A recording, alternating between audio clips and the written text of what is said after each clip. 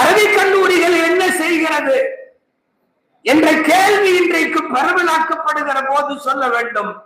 ஒழுக்க மாண்புகளை சொல்லித் தரக்கூடிய கலைக்கூடங்கள் அரபிக் கல்லூரிகள். பாடம் கூட கம்மியா இருக்கலாம், நாம வாங்குற மார்க்கு கூட கம்மியா இருக்கலாம். ஆனா அரபிக் கல்லூரிகள் ஒழுக்கத்திற்கு முக்கியத்துவம் தரும். மதாரிசுகளுக்கும் மற்றவைகளுக்கும் வேறுபாடு சொல்லுங்கள் என்று கேட்டால் அங்கே மதிப்பெண் பிரதானம், ஒழுக்கம் ஆக தரங்கட்டு போயிருக்கும். பல இடங்களில் ஒழுக்கம் 2ஆம் பட்சம் அல்லது 4ஆம் பட்சம். அங்கே மதிப்பெண் முதலில், இங்கே ஒழுக்கம் முதலிடம்.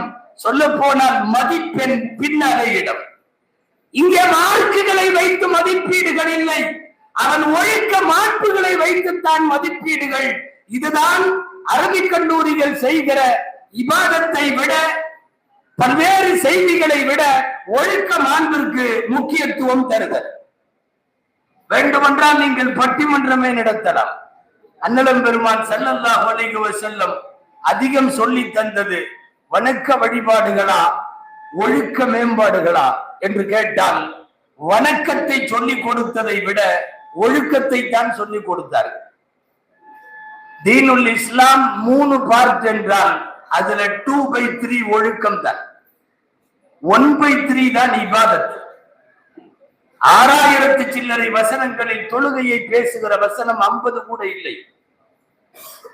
6000 சில்லறை வசனங்களில் நோன்பை பேசுகிற வசனம் 10 கூட இல்லை. 6000 சில்லறை வசனங்களில் ஜகாத்தை பேசுவது விரல் விட்டு எண்ணப்படுகிற சில ஆயத்து. 1-2 சூறாக்களை தவிர ஹஜ் விஷயத்தில் அதிகமாக இல்லை.